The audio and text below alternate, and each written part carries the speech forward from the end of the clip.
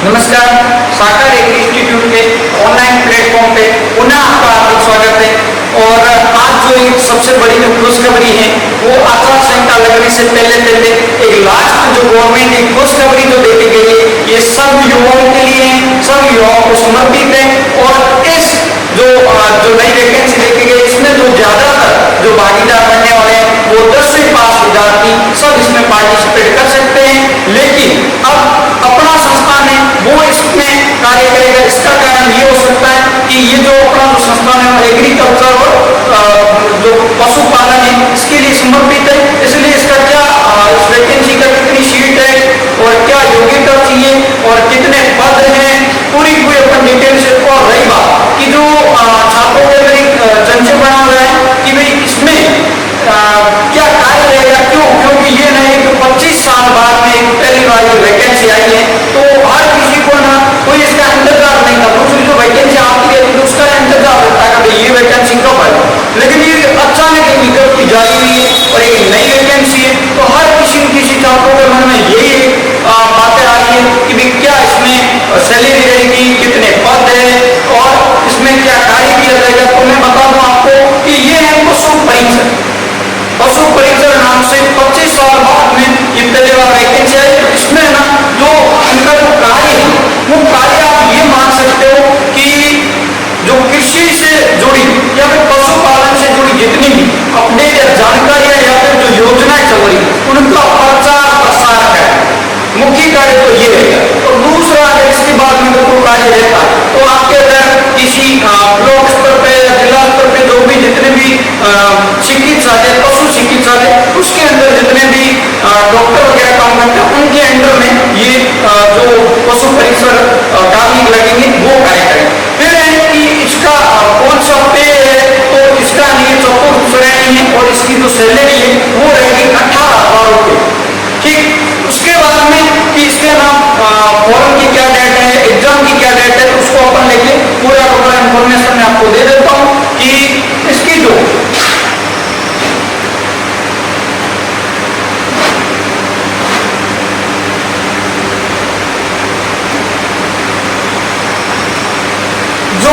Form की जो date है वो है 13 सितंबर से लेके 11 नवंबर।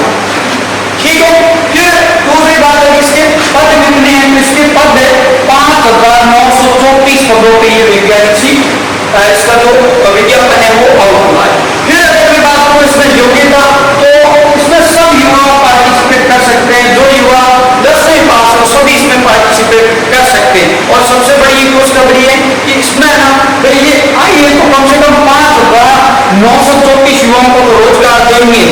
अब इसमें से ये एक सम्मान है, कंपटीशन है, जो तेज भागेगा वो विनर है।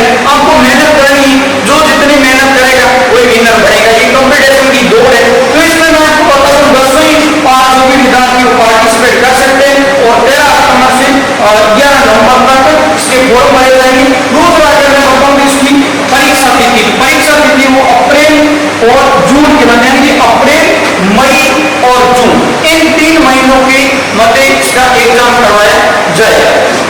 फिर ये अपना जो संस्थान है ये 14 सितंबर 2022 को इस संस्थान की शुरुआत की गई, नियुक्त की गई।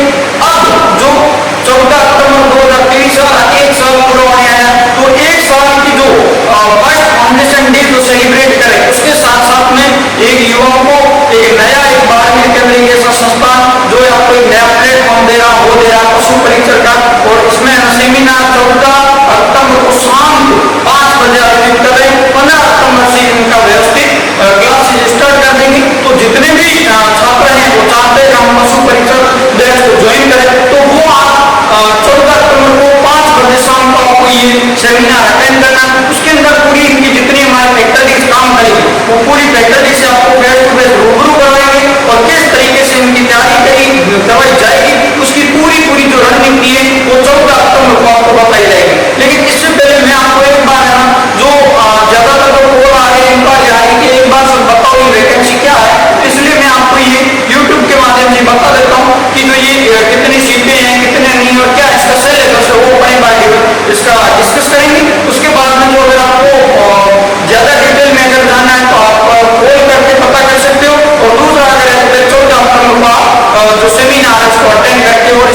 जितनी मोर इंफॉर्मेशन हो आप ले सकते हो। तो चलिए मैं आपको जो ये डेट है ध्यान में रखिए, 14 अक्टूबर को महासेमिनार रखा गया और 15 से अपन क्लास शुरू कर देंगे।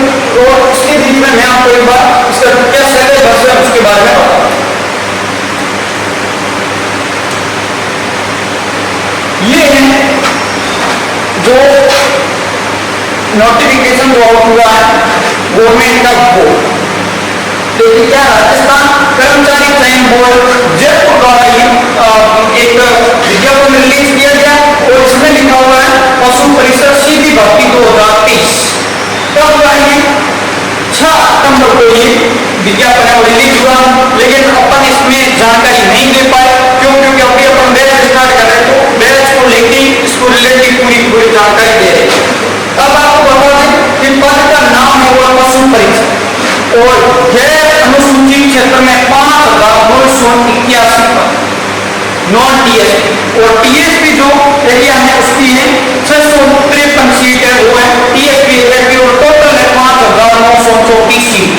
ठीक है, इसका ये सीटें हैं। उसके बाद हम सीधा चलते हैं बिना टाइम खराब की सीधा सिलेबस। इसमें अलग अलग जिसकी जो कैटेगरी है कोई स्पोर्ट्स है या फिर कोई विधवा है उनके लिए जो कैटेगरी है उनके लिए पूरा पूरे सीटें आवंटित है। वो अपने कैटेगरी के अकॉर्डिंग उनको कैटेगरी वाइज सीटें भी आवंटित है और उनको फॉर्म में आयु के अकॉर्डिंग भी छूट दी गई। आयु इसकी 18 वर्ष से 40 वर्ष, अगर उसमें जो जिसको जितनी मिलना की बेनिफिट हो उसके अकॉर्डिंग पूरे इसमें बोर्ड में पूरे रोल लागू है।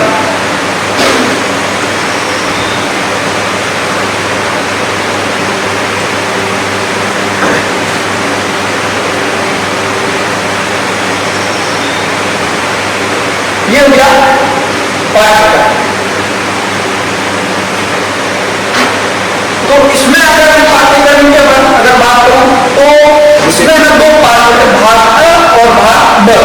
और भाग जो आपका अ है इसके अंदर कितने क्वेश्चन है? 105 और भाग जो ब है इसके अंदर कितने हैं? 45 क्वेश्चन और टोटल कितने हैं? 150 क्वेश्चन। 150 क्वेश्चन और अंक मतलब एक क्वेश्चन 1 नंबर का। तो इसमें आप देख सकते हो यहाँ पे 105 नंबर और ये है 45 नंबर, टोटल कितने हो गए? 150 नंबर। ठीक है, और परीक्षा का जो आपके सामने रहेगा वो है आपके 3 घंटे की परीक्षा चलेगी और 150 क्वेश्चन का जो आपका पेपर होगा वो है।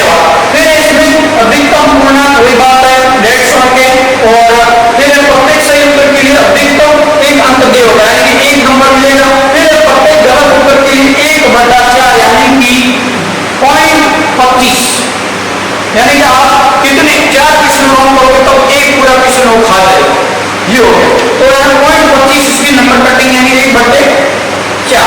फिर प्रश्न पत्र में न्यूनतम 40 अंक लाना अनिवार्य। 40 अंक यानी कि कोई कैटेगरी में है और वो ये चाहता है कि अभी अपन को फॉर्म भरेंगे और अपने को ये अच्छा खासा अपने पास में रिजर्वेशन है और अपना सिलेक्शन हो जाएगा, ऐसा नहीं है। क्यों? क्योंकि इसमें ना 40% मार्क्स लाने कंपल्सरी। अब हम यहाँ सोचेंगे कि भाई 150 में से अपन 40 नंबर को लेते हैं, ये 40 नंबर की बात नहीं हुई। 40% टोटल जो 150 नंबर है उनमें से 40% नंबर लाने अनिवार्य। परसेंटेज के अकॉर्डिंग 40% यानी इसको पास होने के लिए लाने जरूरी। फिर परीक्षा का मानक स्तर सेकेंडरी का होगा। ठीक, अब चलते अपन सिलेबस में कौन से टॉपिक है उनकी चर्चा करते हैं।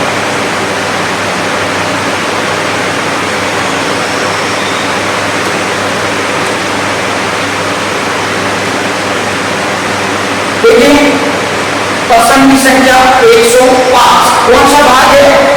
ए भाग। ठीक है, यानी ए भाग में इन्होंने कितने 70% सिलेबस होता है ए भाग में।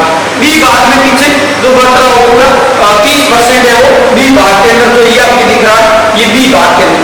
अब जो ए भाग इसके अंदर क्या राजस्थान राज्य की विशिष्ट संदर्भ के साथ माध्यमिक स्तर के सामान्य ज्ञान है जिसमें दैनिक विज्ञान है और गणित यानी कि ये आपके हो गई जनरल साइंस और ये क्या जीके और ये हो गई मैथ्स। ये पार्ट इसमें दे रहे हो। इसमें जो जीके इसमें से क्या सामाजिक अध्ययन है, भूगोल है और इतिहास है, कला है, संस्कृत यानी कि आर्ट्स है और फिर समसामयिकी विषय यानी कि यहाँ के वही करंट अफेयर्स की बात। तो इसमें जो करंट अफेयर्स है वो ज्यादा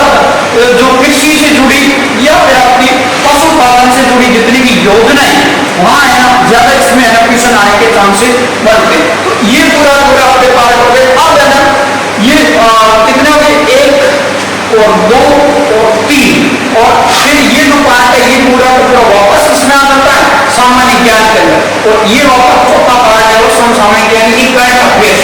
तो ये पार्ट आपके कितने हो जाएंगे, 70, और इनका जो है अभी इनका इतना अप लेवल नहीं होगा कि पूरा का पूरा जो भी है वो राजस्थान का होगा, पूरा जीके जितना भी होगा वो राजस्थान लेवल का पूरा पूरा, जैसे ज्योग्राफी हो गई, हिस्ट्री हो गई और आर्ट एंड कल्चर, ये पूरा राजस्थान का जितना भी सिलेबस है हो जाएगा इसके अंदर। दूसरा अगर मैं बात करूं ये पार्ट बी, तो पार्ट बी के अंदर पूरा वो पशुपालन का पोर्शन। अब इसमें से अपन डिस्कस करते हैं इसमें से तो कौन कौन से टॉपिक है। तो पहले पशुपालन से संबंधित निम्न बिंदुओं का सामान्य ज्ञान है। प्रदेश में पशु की प्रमुख देसी नस्लें हैं, कृत्रिम गर्भाधान है, फिर इसमें बधियाकरण है, संकर प्रजनन है, और दुग्ध दोहन और स्वस्थ दूध उत्पादन, पशु कुक्कुट प्रबंधन, यानी कि जितने भी गाय भैंस भेड़ बकरी की नस्लें हैं ऊंट की वो आ जाएंगे। फिर कृत्रिम गर्भाधान पशु के अंदर करवाया जाता है। कृत्रिम गर्भाधान के लिए कौन से यंत्र में लिए जाते हैं, कैसे ट्रीट किया जाता है, वो पूरा इसके अंदर रहेगा। फिर बधियाकरण यानी कि पशुओं में बधियाकरण क्यों करते हैं और कैसे किया जाता है, कौन सी विधियां बधियाकरण करने की वो हो गया। फिर संकर प्रजनन, संकरण करवाते जो प्रजनन करवाते हैं वो दुग्ध दोहन, पूरा का पूरा दूध का पूरा टॉपिक है, दूध की पूरा संगठन है, इसमें कितनी लैक्टोज की मात्रा है और फ्रक्टोज कितना, पूरा पूरा जितना भी दूध का संगठन है कितना इसका पीएच होता है दूध के अंदर, जैसे मावा हो गया, खोआ हो गया, पनीर हो गया, जितने भी दूध के जो पदार्थ बनाए जाते हैं उनको विस्तृत तरीके से पूरा पूरा दिया गया। फिर स्वस्थ दूध उत्पादन, ये दूध से संबंधित है। पशु कुक्कुट यानी कि मुर्गियों की नस्लें हैं और पूरा पूरा जितना पोल्ट्री फार्म है उनके बारे में विस्तृत होगा। फिर जैविक अपशिष्टों का निस्तारण, जो जितने भी हैं जैविक अपशिष्ट पदार्थ है जैसे खाद वगैरह ये हो गई इनका, और फिर संतुलित पशु आहार, इन्हें पूरा पूरा पशु है इनका आहार का पूरा विवरण दिया गया, कितने प्रकार के आहार होते हैं, दाना कितना देना, दलिया कितना देना, चारा सूखा चारा कितना देना, हरा चारा कितना देना, ये पूरी पूरी इसकी जो क्वांटिटी है वो इसके अंदर आपके पशु आहार के अंदर आती है। फिर है चारा और फसलें, यानी कि इसको खिलाने के लिए कौन कौन सी फसलें होती है, चारा का 5 बड़े डेवलप की गए कहा इनके संस्थान है चारा के वो। फिर विकास और स्वस्थ बीमार पशुओं की पहचान, स्वस्थ और बीमार पशु यानी कि एक टर्मिनोलॉजी में आपने सुना होगा कलिंग, यानी कि स्वस्थ पशुओं से बीमार पशु को चुनकर अलग करने की क्रिया को अपन बोलते हैं कलिंग।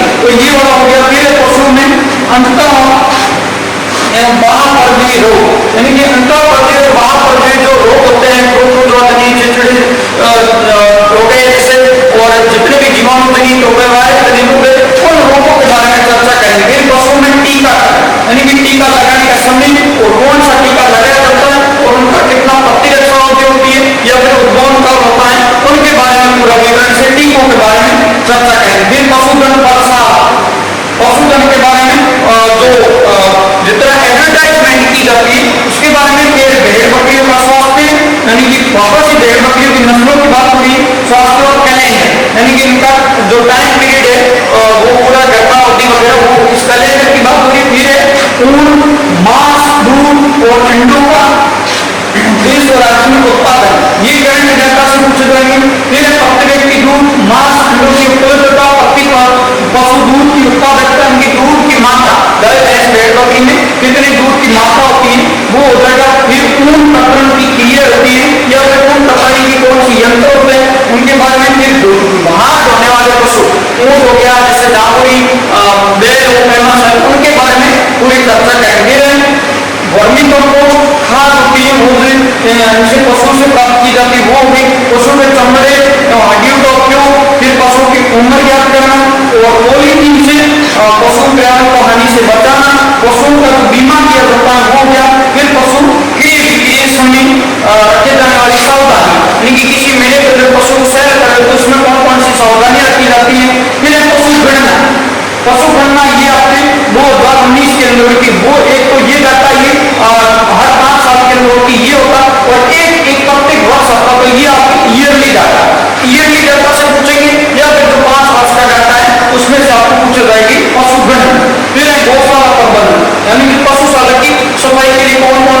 मेडिसिन यूज में ली जाती है उनके बारे में बात होगी। फिर साफ सफाई का महत्व, पशुशाला गोमूत्र का उचित निष्पादन या निस्तार ये होता है। गोमूत्र से बायोगैस वगैरह जो बनाई जाती है उनके बारे में बात होगी। फिर पशुधन उत्पादों का विपणन और डेयरी विकास गतिविधियों तथा पशुपालन विभाग की प्रमुख योजनाओं में ज्यादा ध्यान दिया जाएगा। क्यों? क्योंकि इनको जो आगे पशु परिचर जो लगेंगे वो योजनाओं के बारे में प्रचार प्रसार करेंगे, तो योजनाओं से ज्यादा क्वेश्चन आने के चांसेस है। संपूर्ण वस्तु प्रकार के प्रश्न यानी कि पूरा जो ये इसमें टॉपिक जो दिए गए इनका जो क्वेश्चन पुटअप होने वाला है ये आपके 2 पार्ट हो गए। ये अपन पूरे सिलेबस के बारे में चर्चा कर ले। अब ये संस्थान आपका 14 अक्टूबर को फाउंडेशन डे के उपलक्ष्य में आपका पुनः हार्दिक स्वागत करता है। आप सभी निकालकर और संस्था में पधारे। 14 अक्टूबर को भव्य आयोजन शाम 5 बजे प्रोग्राम में सेमिनार रखा गया संस्थान में। इसमें आपका बहुत बहुत हार्दिक स्वागत, अभिनंदन, बहुत बहुत धन्यवाद।